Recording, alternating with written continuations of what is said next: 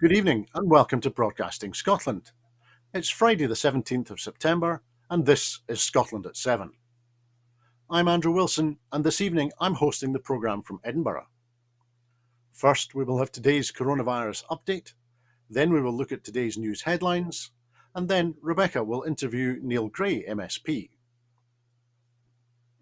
As of 2 p.m. today, a total of 3,030,615 people in Scotland have been tested through the NHS Scotland labs and UK Government regional testing centres since the start of the pandemic.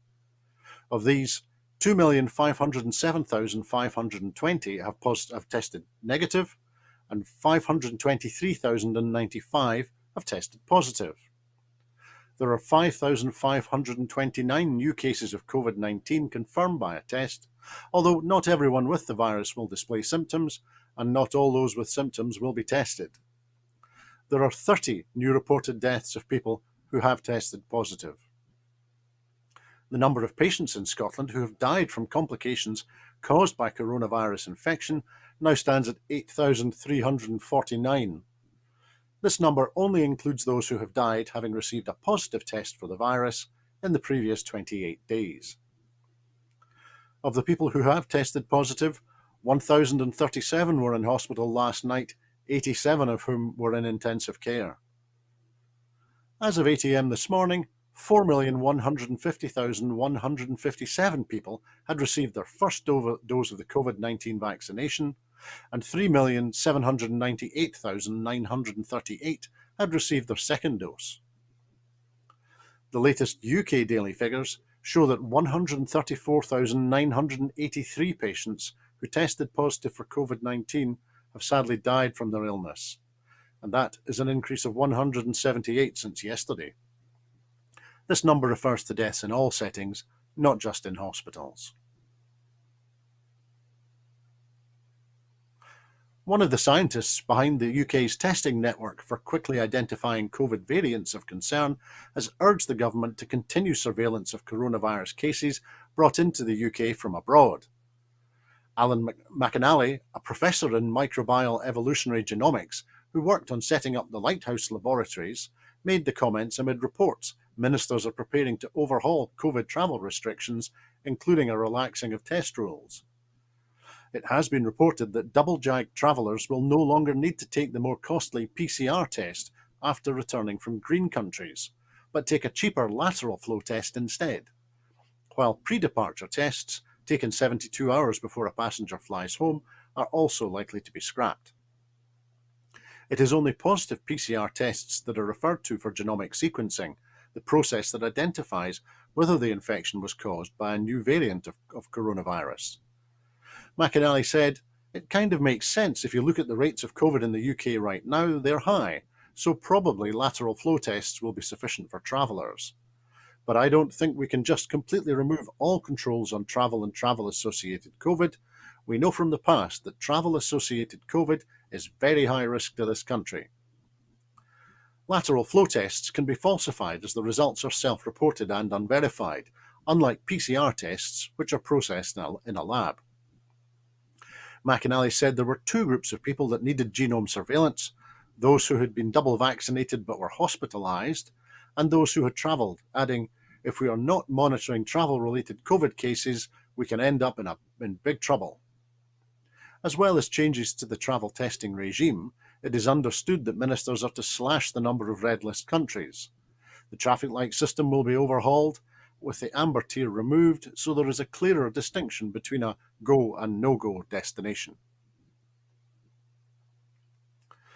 The SNP has called out the appalling scale of misery that they say the UK government will inflict on hundreds of thousands of hard-pressed Scottish households with the decision to scrap the £20 universal credit uplift.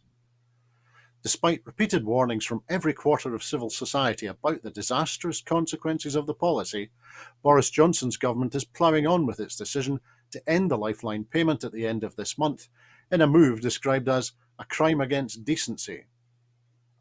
Research from the Scottish Parliament's Independent Information Service, SPICE, reveals that 176,935 working households, 104,536 single-parent households, 33,143 carer households, 11,887 households with disabled kids, and a further 66,143 households with disabilities will lose more than £1,000 a year.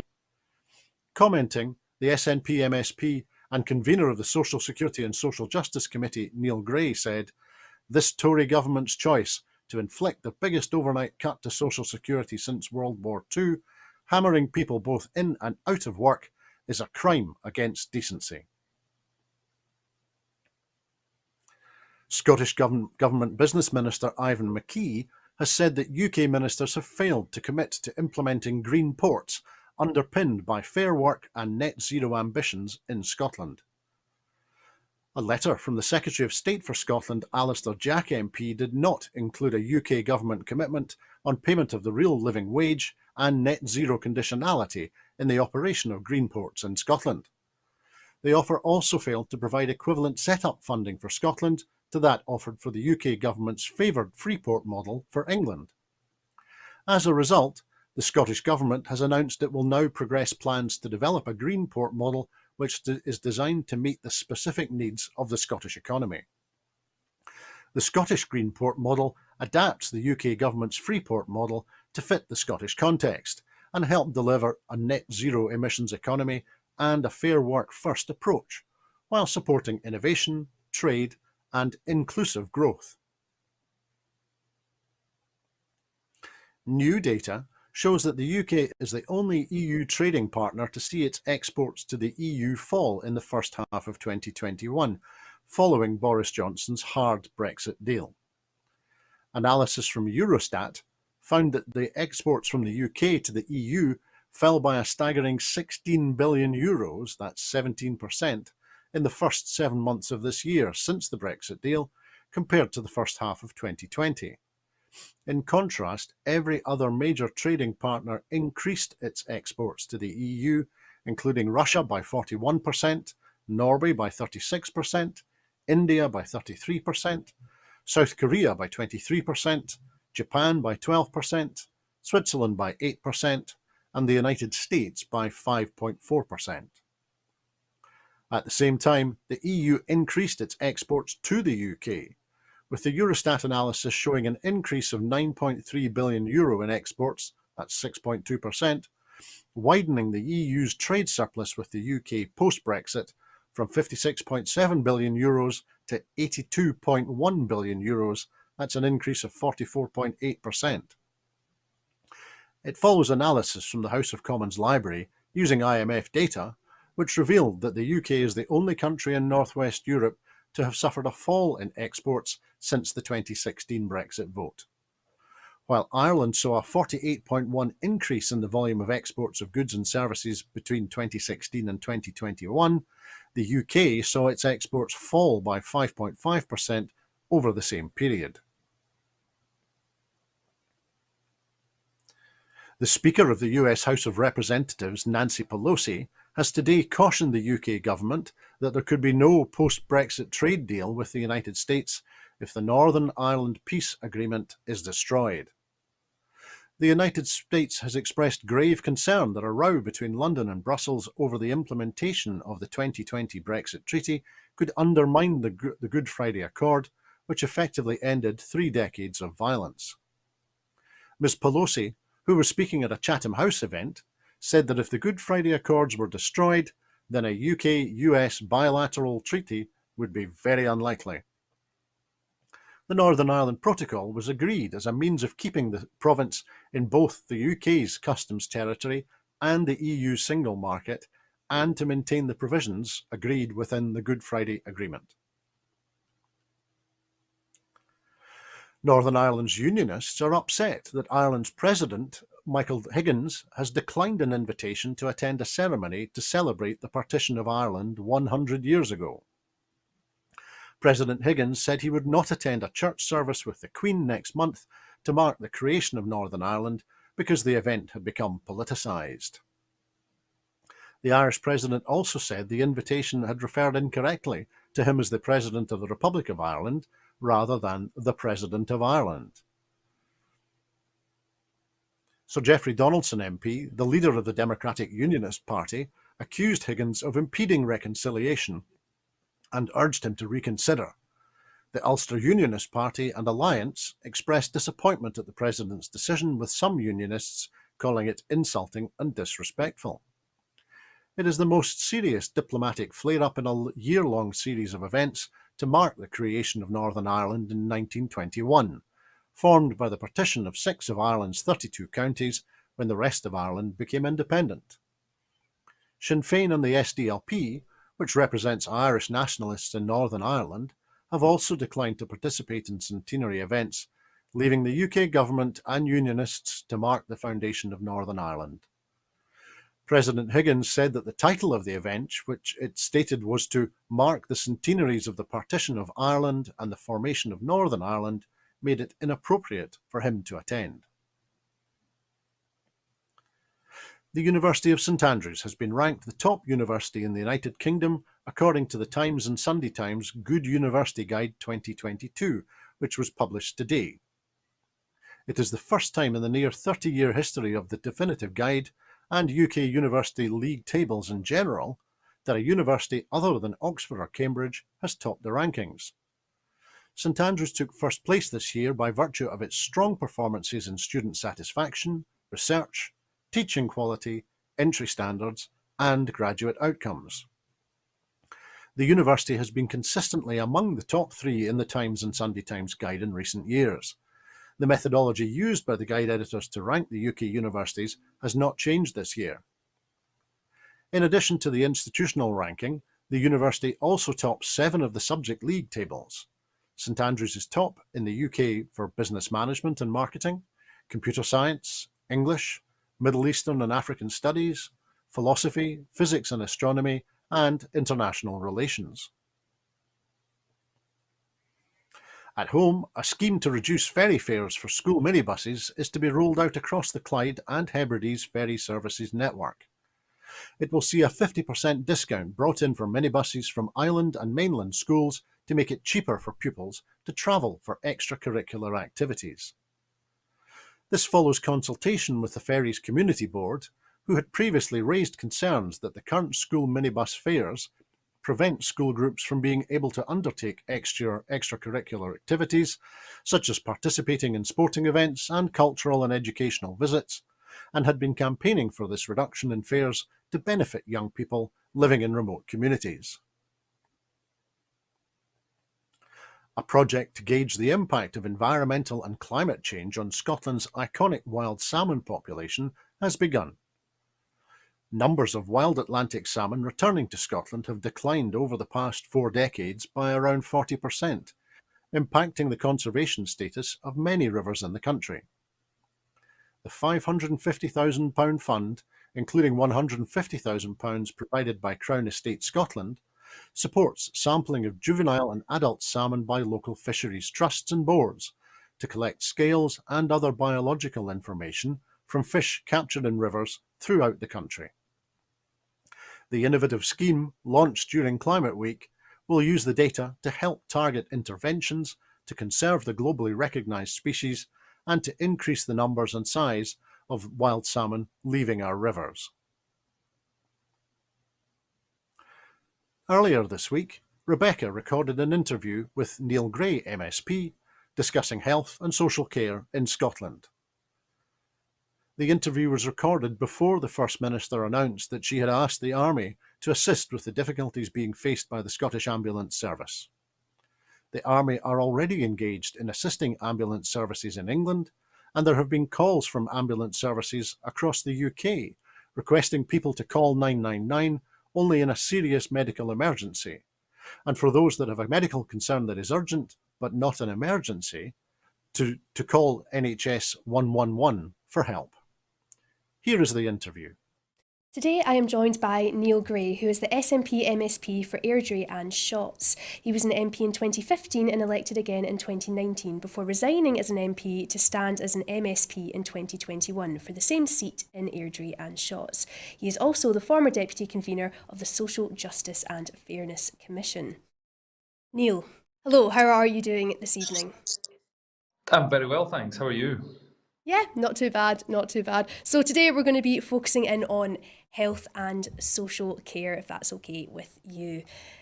Now, Neil, you were the deputy convener of the Social Justice and Fairness Commission. Firstly, how has that work of that commission helped informing the politics of the SNP manifesto, which then helped them to be elected and form a Scottish government? So I was very pleased to see quite a lot of what was carried in the report from the Social Justice and Fairness Commission make its way into the SNP's manifesto for this year's very successful elections for the SNP. It included areas that were already being talked about in other quarters, such as the National Care Service that Angela Constance had also been championing. And a number of other areas, including making sure that we continue the work to make health and social care person-centred and continue to make sure that we use the people with lived experience and experience panels to inform the decision-making processes in areas like health and social care to make sure we're getting it right for people with disabilities, long-term health conditions, and to make sure we're getting their care needs right for them and to make sure we get it right across Scotland. Yeah, and having been elected, the new SNP Green programme for government includes some bold spending plans within the health and social care. So turning first to the NHS, the government has promised a 20% increase in frontline health spending of at least £2.5 billion by the end of Parliament. Do you think that this is enough to resolve the issues facing the health service? There are going to be huge challenges and are huge challenges facing the health service coming out of the COVID pandemic. We have understandable delays and backlogs for various treatments, surgical treatments and other areas in the health service. And so the investment that's been proposed by the Scottish Government is ambitious and it's bold. I hope it does address the backlog that we're facing, that my constituents are facing and others across the country are as well, because this is so important. We need to make sure we get it right for people in their journey through the NHS. It's a substantial investment and one that I hope absolutely tackles the issues that we want them to tackle. You know, a huge part of the investment, over 25%, is going to be going into primary care. We know the pressures that are on our GPs at present, and want to make sure that we invest in those services as well as the acute settings in our hospitals to make sure that we're getting it right. Yeah. Will there be enough then within this plan, do you think, to mitigate the backlog caused by the pandemic, which you've pointed out has undoubtedly been put a huge strain, the pandemic has put a huge strain on the health sector. Do you think it will be enough to mitigate that backlog? I certainly hope so. The plan that the Health Secretary has come forward with, that Humza Yousaf has produced, is extensive about recovering the health service, not just to get it back to where we were in 2019 prior to the pandemic, but getting back to a better place than where we were. And we've always been fortunate in Scotland that we have the best performing health service anywhere in the UK. We know that that is still the case, and we want to maintain that position to make sure that our patients are getting access to the best treatment anywhere in the UK and getting access to that quicker than anywhere else. And that's going to be so important as we come through the pandemic, not just in terms of physical ailments, but also in terms of the pressures on people's mental health that have been exacerbated during the pandemic as well. Yeah, definitely. And there's also been a lot in recent days about ambulance services being under stress as well. Are there any plans to relieve the pressure currently being faced by ambulance crews? It's a huge issue. You'll have heard Humza Yousaf speaking on the radio earlier this week and asking people to make sure that they're directing their calls to the areas of the health service that are most appropriate to respond to the needs that they have. We've already heard about the challenges that there are in primary care, in GP services, and sometimes people are turning up at accident and emergency to address an issue that really needs to be addressed at primary care, for instance. We also know about the issues that there are to do with staff absences as a result of COVID in the likes of the ambulance service and also in social care that are causing backlogs in the hospitals as well, that are feeding through the system. So all of these areas, we need to make sure that we are getting it right, that we are investing in the right areas and that the funding is getting to where it's needed. And I'm confident that the Health Secretary is on top of that. Yeah, and the programme for government includes a commitment to a new national care service in Scotland. Is this quite an exciting new thing for you, do you think? It certainly is. I think a national care service bringing parity to social care with the health service, and bringing up standards of employment for care workers, making social care a more attractive career, making sure that we have national standards of social care to ensure that people are treated the same, to a high standard across Scotland, regardless of where they live. I think it's a huge reorganisation. It's obviously going to be, there are going to be challenges in its conception, and we've seen some people in local government express concerns about this. But I think it's the right thing to do. I think I'm confident that we can find a way of doing it that ensures that is local accountability, and that people still have an ability to ensure that local service provision meets the needs of local people. But we need to make sure that first and foremost, this is about the person at the centre of the process, that the person that needs that social care have the greatest say over the future of the service, and make sure that we get it right for the people who need and use the services the most. That is the people who require health and social care services. Yeah, very true. And how will the National Care Service, how will this build on the health and care partnership already established by the Scottish Government?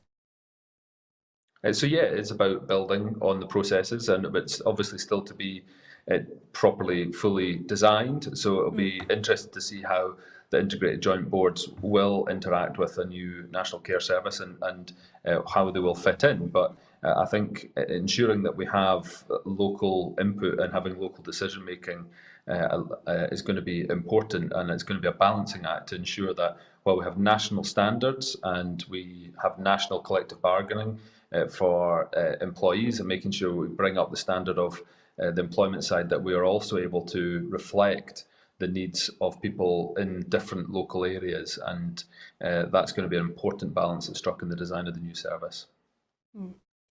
And now, Scotland already does provide free social care. So, who's currently included within this policy, and how will the extension of this policy affect those in need of social care services?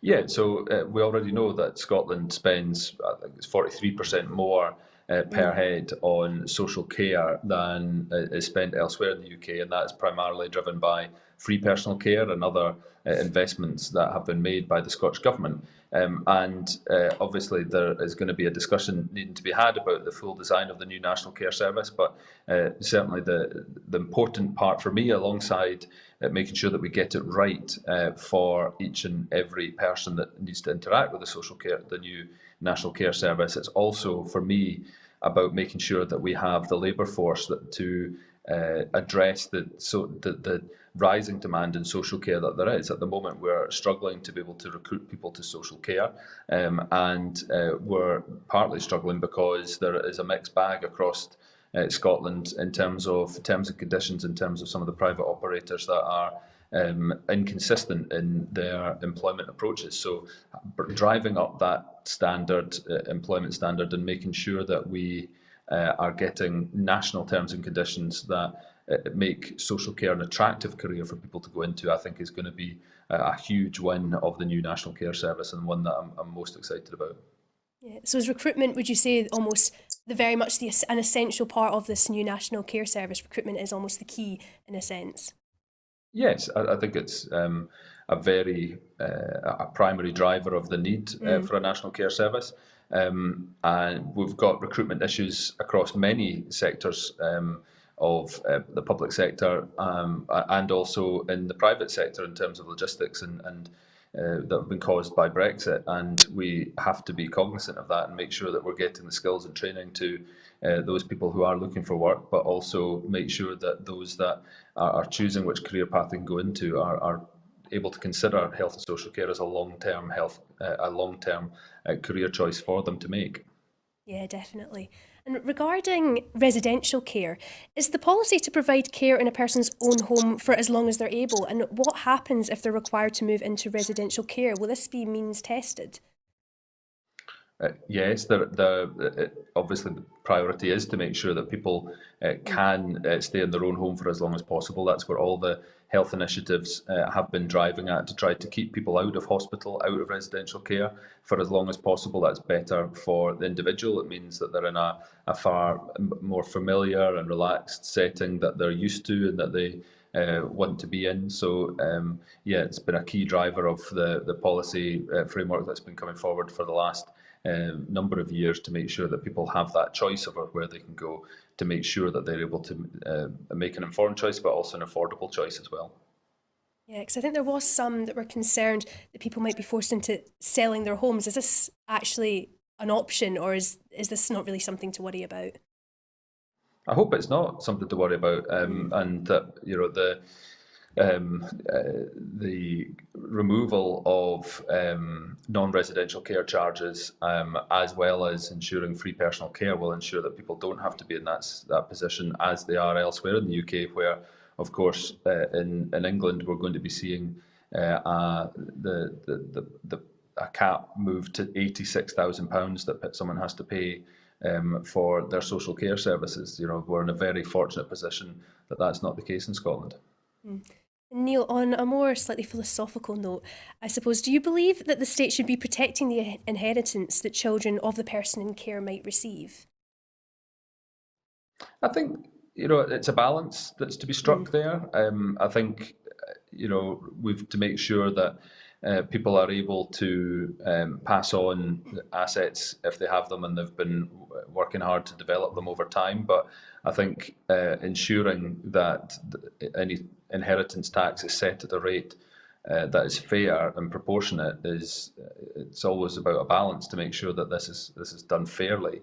But in making sure that we redistribute wealth and make sure that we can provide public services that address some of the social issues that we've got in Scotland, I think we need to obviously make sure that inheritance is an area that we talk about.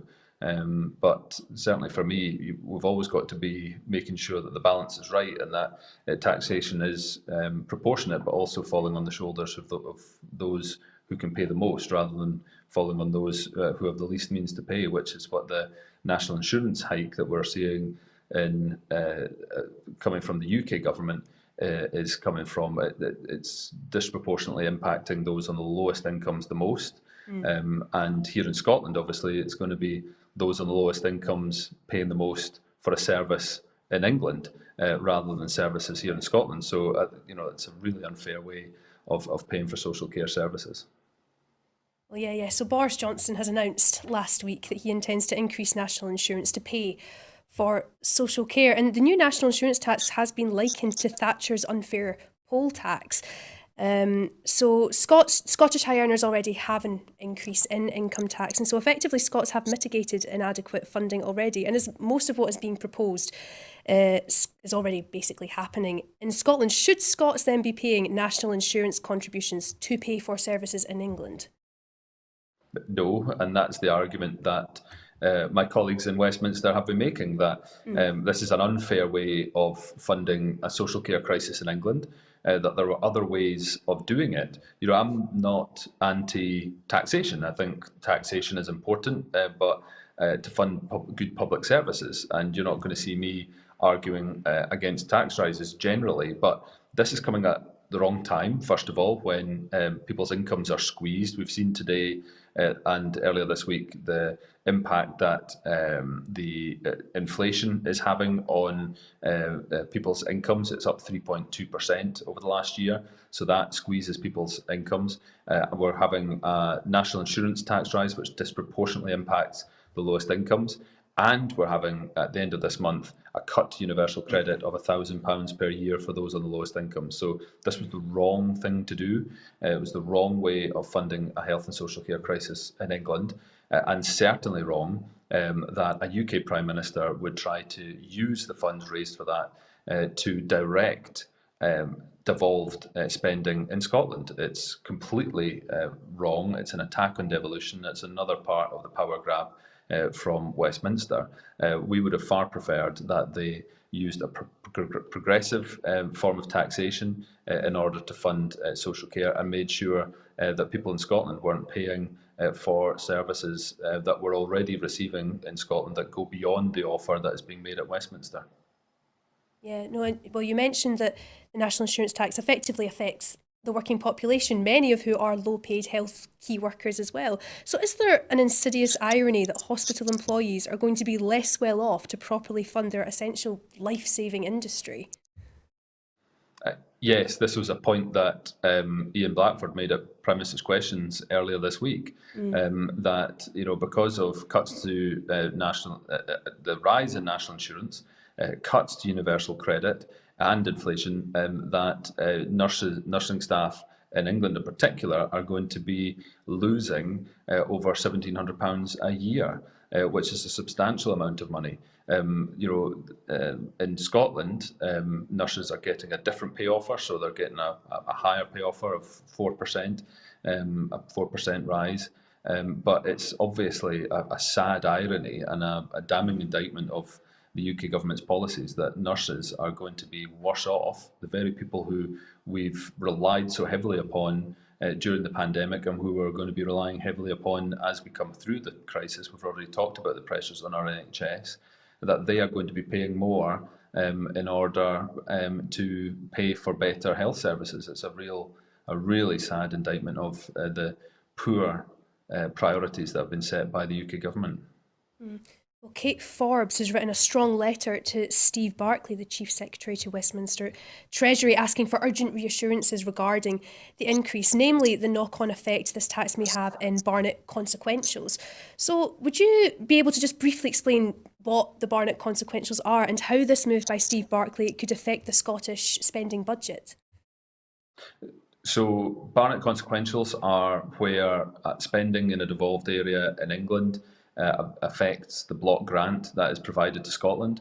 In the last number of years, the Tory British government has tried to dodge the full Barnett consequentials of some spending decisions arriving in Scotland, which has been a really attacking policy that attacks the Scottish government and the budgets that we are able to use to ensure that devolved priorities are realised. So in this area, because this is health and social care and it's devolved, there should be Barnett consequentials that flow from the increased spending in health and social care.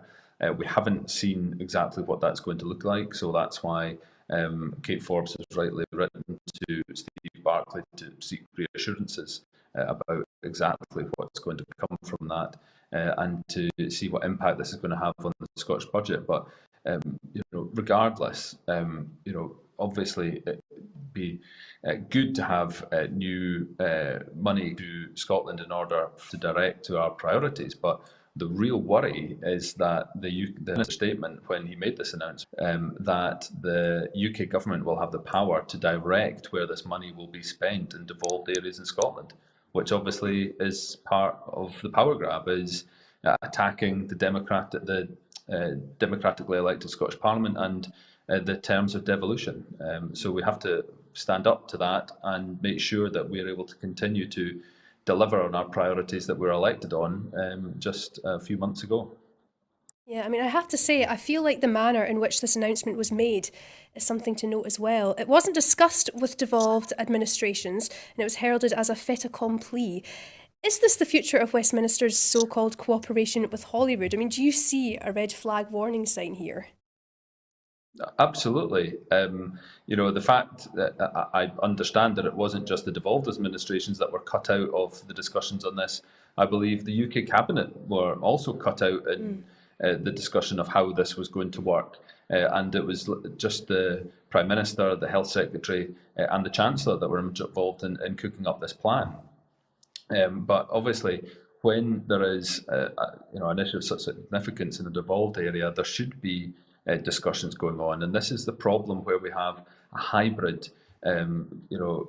system of delivering policies in health, in taxation, in social care, in social security, where you have decisions that are getting made by a UK government at Westminster that undermine, that cause problems for the delivery of devolved services by the democratically elected Scottish Government. That's why I believe we should have the full powers of independence to allow us to make those choices ourselves and to be able to have a whole government approach to the spending areas that we have, the spending priorities that we have. Certainly, the health and social care levy will have far-reaching consequences for employees, employers, funding for developed public services and the operation of public finances, not just in Scotland, but throughout the UK. So should not any reasonable government have consulted with not only devolved administrations, but also with the business communities who have to implement these changes? Absolutely, you're absolutely right. There should be proper discussions had here, and it speaks volumes about the way this UK government tries to do business, that the devolved administrations were cut out, but also the businesses that are delivering these services in parts across the UK were also cut out. And you've seen the reaction from social care leaders that a lot of this money in England will get swallowed up by the health service. And won't actually reach social care, so probably won't be the answer to the social care crisis in England that we're seeing, which is obviously a great shame, and shows the failure of not engaging with your key stakeholders when you're making policy decisions.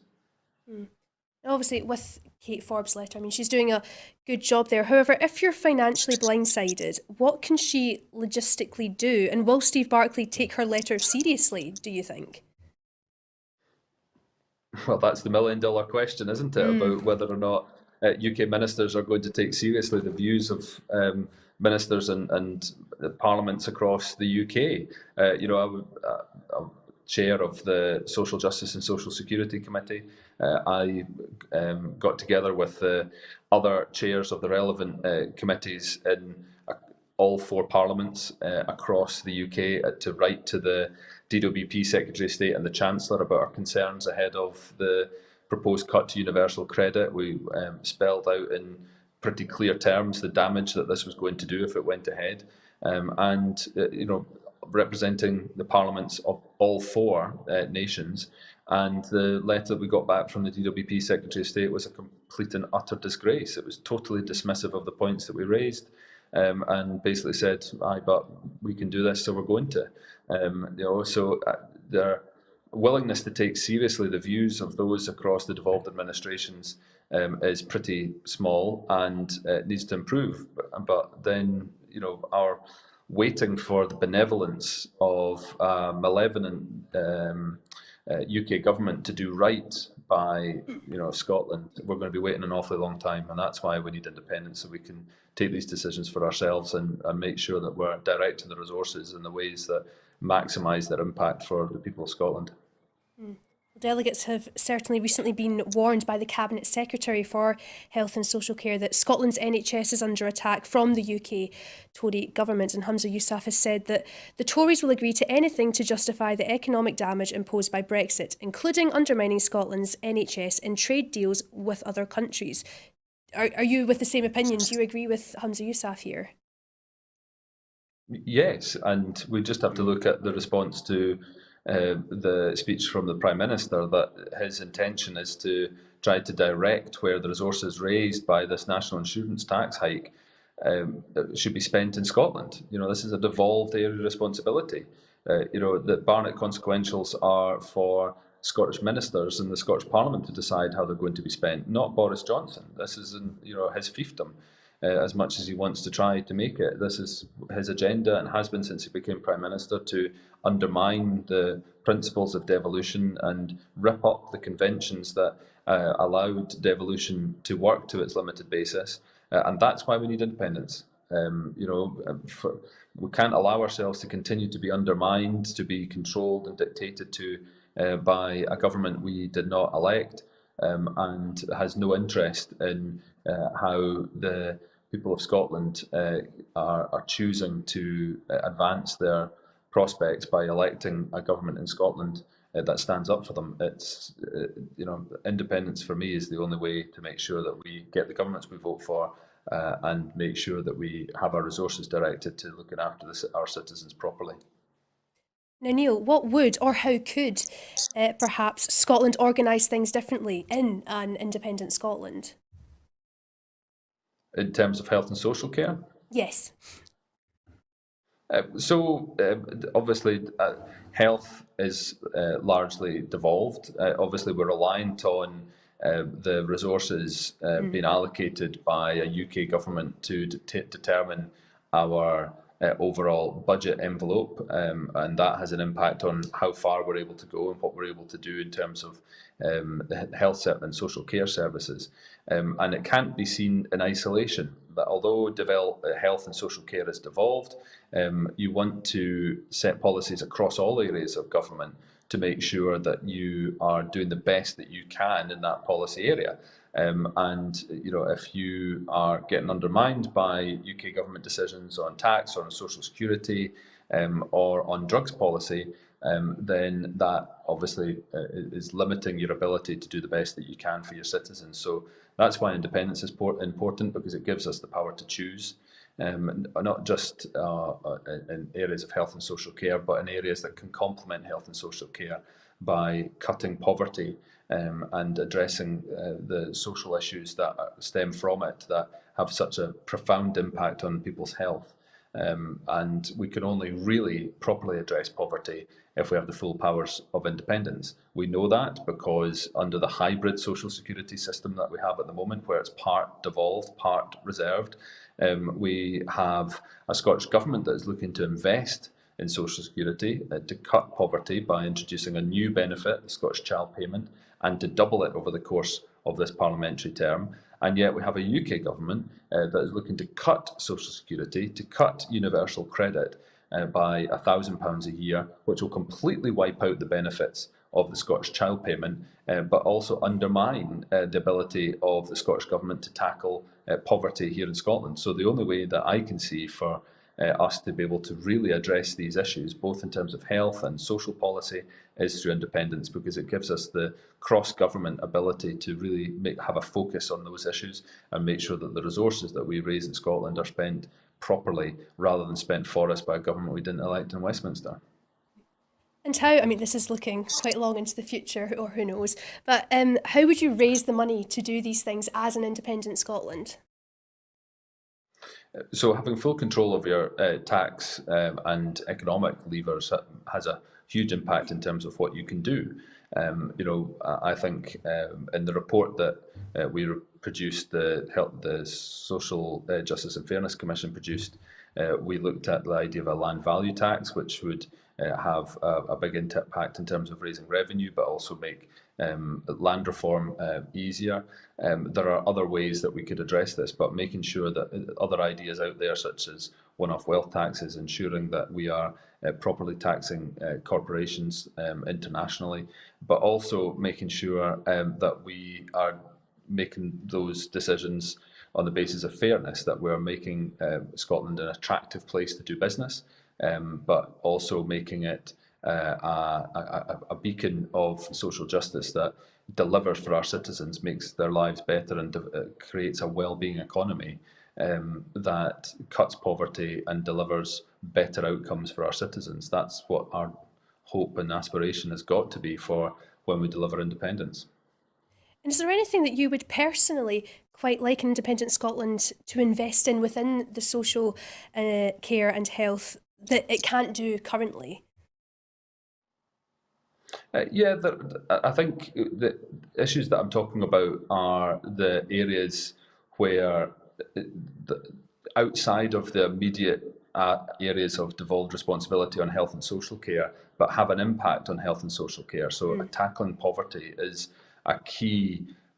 would be a key driver to improve health across Scotland, and would relieve pressures on the health and social care services. That doesn't just take one area of policy to overcome. And at the moment, we don't have powers over the employment law, so we don't have powers over what people can earn, or their terms and conditions at work, or how their rights are advanced at work. We also don't have full control over social security, which is a key driver of poverty as well. We're reliant on the UK government to support us in that regard, and at the moment they're completely letting us down.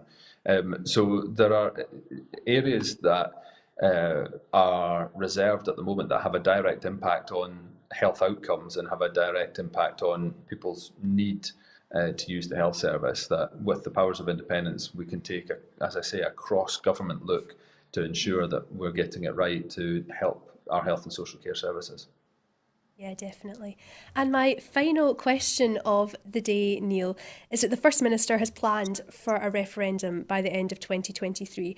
Do you think that these health and social care policies, or do you hope that these health and social care policies will help to convince those who are maybe slightly sceptical about Scotland's ability to be an independent country?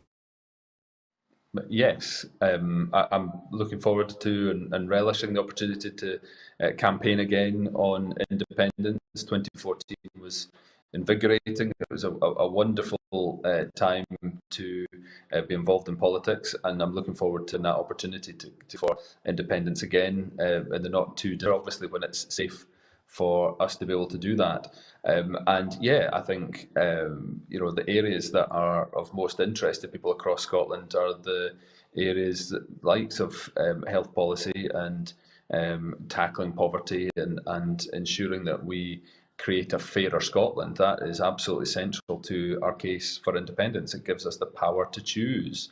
And to choose our own future, to choose our priorities, to ensure that we're choosing where our resources go to most effectively tackle the issues that we see as the key priorities. I'm no doubt that health and social care will feature highly in that, and how independence gives us the power to make sure that we're shielded from continued Tory-led British government austerity.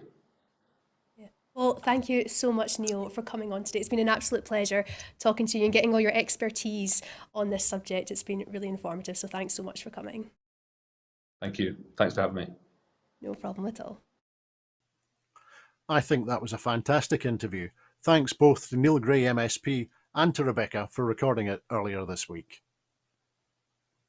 In making these programmes, Broadcasting Scotland relies on the support of viewers and others who value our distinctive approach to news, current affairs and culture.